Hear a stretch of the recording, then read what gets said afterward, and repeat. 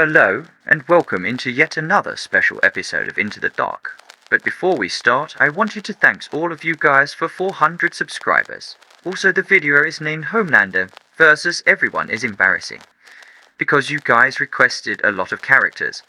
Some of them are not horror related, but I'm still gonna put some of them. So without much talking, let's go into the dark.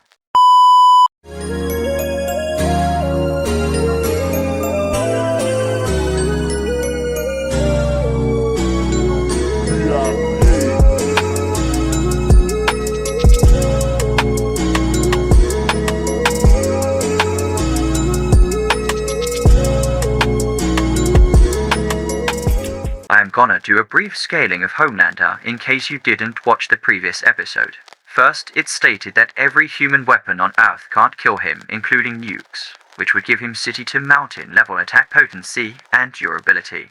His speed would scale to hypersonic plus due to saving Butcher from a C4 explosion.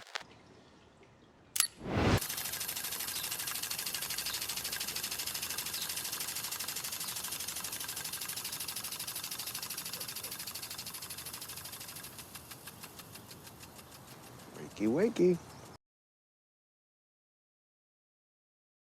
As for abilities, he's your average Superman clone with flight, sonic scream, laser vision, see-through walls, and a weird addiction to milk. But Homelander has little to no combat training, often just spamming laser on people, and he has a lot of arrogance, making him think he's stronger than everyone, which would grant any character who is close to Homelander's stats the power to beat him. So let's see who is gonna slaughter him today. Superfly is a stand from the manga JoJo Bizarre Adventure. Superfly looked like a telephone tower. Once under the tower, you are trapped there forever unless someone else take your place. And if you ever try to leave, Superfly will automatically turn you into metal and you will die. You might ask me, what if you destroy the tower? And I will answer that every damage you do to Superfly will be reflected to you. So if Homelander is trapped under Superfly, he will either die under the tower or because he tried to leave it. Next character.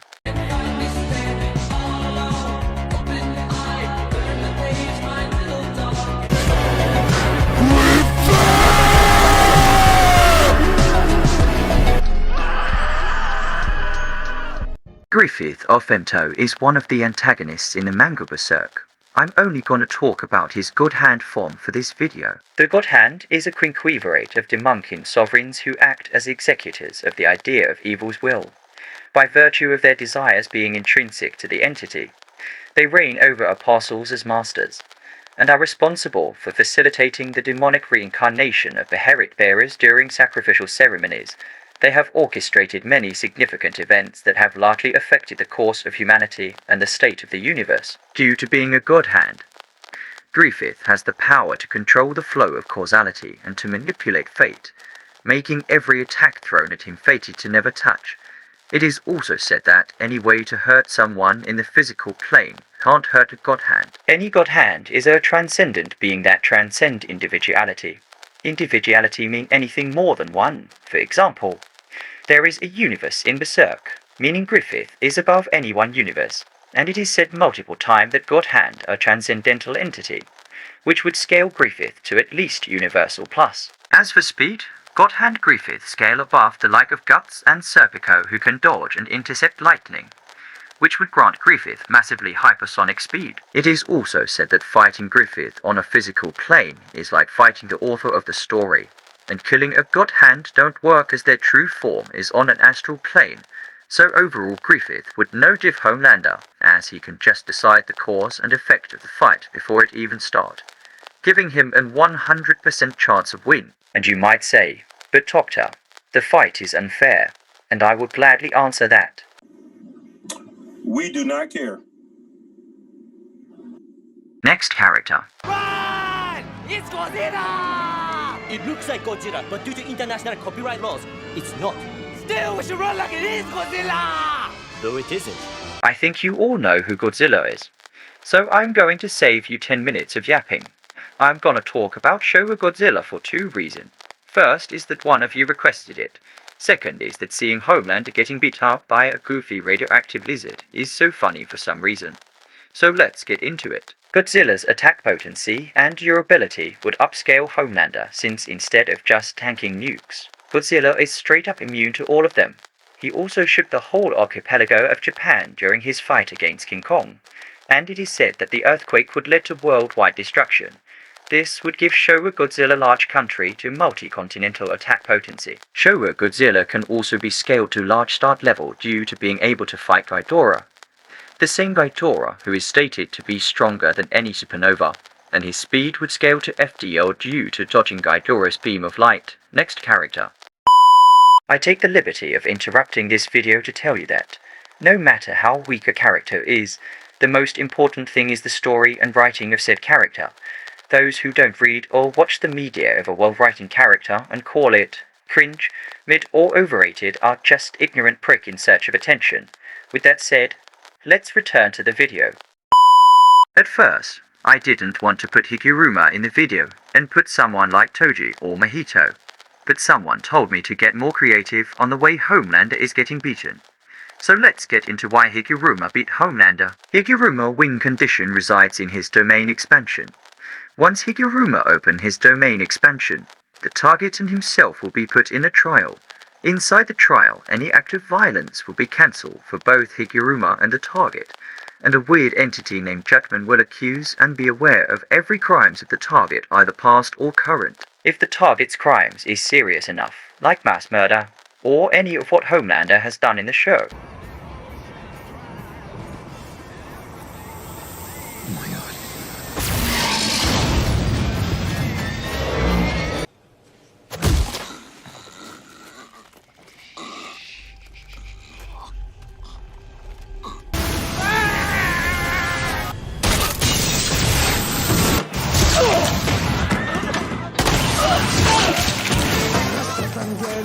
And the target lose the trial. Higuruma will be given a death sword that will kill anything it touch, and I think it's creative in a way that Homelander will have to defend himself for his crimes for once in his life. Even though Homelander is gonna lose, I think it's pretty creative. Next character. Yes, your eyes are not deceiving you. Even femboys can beat Homelander now. I am 100% serious. Astolfo is actually stronger than you think, and he's the definition of something really cute that could destroy you in a fight. So here's the thing about Yujiro Hanma, and it's something that's happened to a lot of characters who either like the strongest in their verse or just admit like this badass cool energy, and people start to go, oh, I think this character is so badass. Badassery equals to strength. They can clown any of these other characters I don't know personally just because I think they're so badass. And well, Yujiro is what we call a big fish in a small pond. He is the pinnacle in his verse, but put him in certain other areas, he ain't hanging. Again, as someone who's fully read both series, I would love to see this matchup. I think it will be a pretty decent fight, but in the end, I know my man over here taking it. Though some of my favorite matchups are the ones where like these overly alpha, like, oh, I'm so badass dudes get humbled by their complete opposites. For example, imagine Yujiro trying to fight these characters.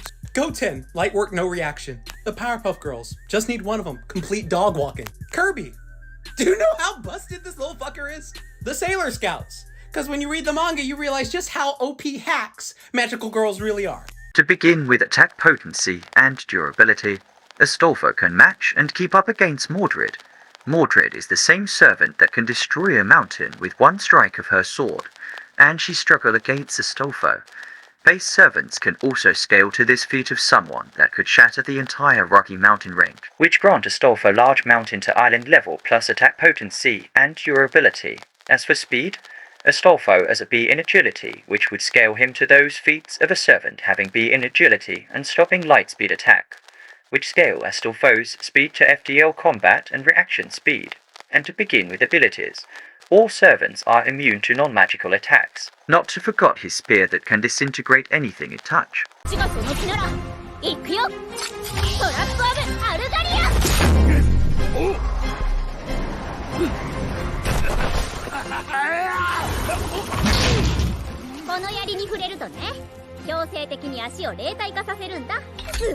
Though it seems like it only works on the legs, and he can also summon this hypogryph to make him faster, as this thing can casually dodge lasers, and it can also phase through any attacks.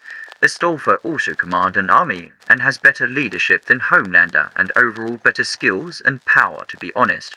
So next character. Zoogs are those little rat in a place called Dreamland in the Thulhu Mythos verse. They are one of the weakest entity in the verse. But it's 3 AM when I'm editing this, so I'm gonna show you a video of how strong a random Zoog is. Here's the most insane stuff. Dreamers become so powerful that if another person looks at them, it's like if that person was looking at a galaxy. Also, dreamers are capable of creating something that is better than something that was created by the other gods themselves. And as the cherry on top, dreamers can time travel, see the past, see the future, manipulate time however they feel, and they are actually just beyond time altogether. And if all of this wasn't enough, one time a dreamer fought a monster in space. They were light years away from Earth, and the explosion from their fight reached the Earth instantly. And then the night sky remained illuminated by the energy released from their fight for months. That is how much power the other gods gave to humanity. Not just one person, the entire race. This is a level of power to the likes of Franklin Richards or Dr. Manhattan. And I want you to keep that comparison in mind from this point on, because now that you understand how powerful a dreamer is, we can make a little staircase. Things are about to get out of hand. See, in the Dreamlands, there are these things called Zoogs. They are like little rat thingies, and a Zoog can eat a dreamer thing. I feel like I need to dwell on this a little bit so that you can properly grasp what I just said. I want you to think about a fictional character with reality warping powers. Any character would do as long as they have this ability. That character just got eaten by a rat.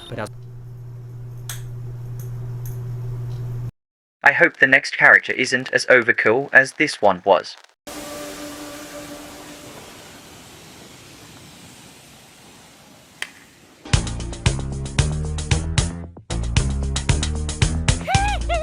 Michael Jackson is the main antagonist of the manga Demon Slayer. He has been alive and killing people for 1,000 years, and let's be for real, Homelander can't kill him. So let's get into the many things Homelander fans believe can kill Muzan. 1. Destroy his cells with lasers. This wouldn't work since you need to destroy all his cells at once, and Muzan's regeneration is so powerful that it instantly heals him as you attack him. 2. What if Homelander just skycam him? This one may sound like a good idea, until you realize Muzan is faster than people who can dodge lightning, and they literally had to jump him. So he could probably stop Homelander before he even think of flying. But let's say he's already into the air, he still can't kill Muzan. Since at the time the laser come in contact, Muzan would instantly regenerate already.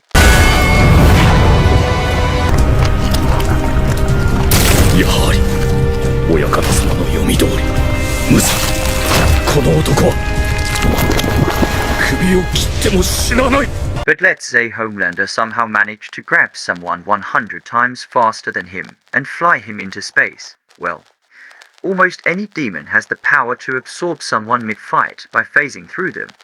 That would kill Homelander if he ever tried to fly Muzan to space, since it ignored your ability. Muzan can kill Homelander by many ways. One of them is turning his blood into ropes that destroy the cells of anything it come in contact with.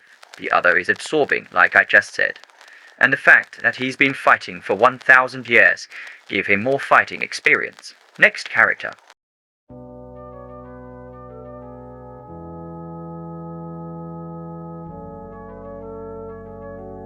The Shady Grey is a sub-level of the backrooms that is constantly black and white. The only level with characters that could beat him is level 3 of the Shady Grey. What is level 3 of the Shady Grey? Well, it's an infinite ocean filled with 4 types of clocks. Analog clocks are the safest clocks. Touching one has a chance to send you back to level 2. If it doesn't lead to level 2, it will lead to level 4. Analog clocks are quite rare. Digital clocks are very dangerous, but also quite rare. Picking one up will immediately teleport you to a mysterious black void. It could be used as a fast escape from the level, but the mysterious properties of the void may be worse. Grandfather clocks are the largest clocks, and are too heavy to pick up. Most people who use grandfather clocks throw the victim onto them while they float in the water. Throwing someone on a grandfather clock either causes the victim to painfully turn back into an infant, or age rapidly into an elderly person. The victims usually end up drowning, since neither outcome results in the person still being able to swim. And the last but deadliest one is the watch. The watches are used as weapons by the tribes in this level. I forgot to say it, but there is island in the level with tribes that hate each other. Pointing a watch at someone and turning the hands forward will instantly transport them to the day of their death. The day of your death can be anything like getting explode, disintegrate, or even ending in a special episode of Into the Dark. But I believe Homelander would be dead in this level due to the fact that any tribes that see a flying man would most likely think it's a backroom entity that want to kill them, and they will use their watches to get rid of it. And he could also be transported in the Black Void or die of the time manipulation of the grandfather clocks. Next character.